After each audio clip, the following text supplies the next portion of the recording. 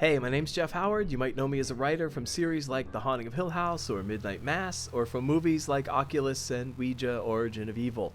Just because it took me about 25 years to figure out how to get my stuff past the Hollywood readers doesn't mean it needs to take you that long.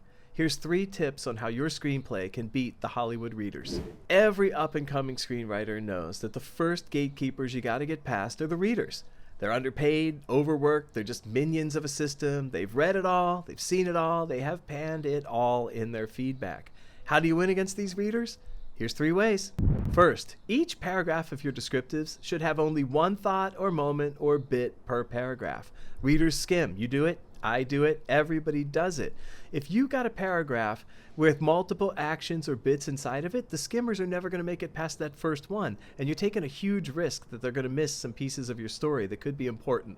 Limit yourself to one thought or moment or beat per paragraph, knowing that skimmer clock resets with each new paragraph.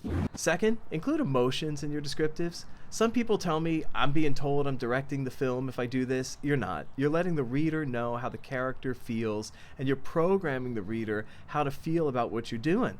If your character is crawling out of the burning wreckage of a car, you could say, Josie crawls away from the car, and that's totally fine. But if they've just left behind their one true love in an inferno of a wreck, maybe let us know she crawls with desperation and resignation, you know?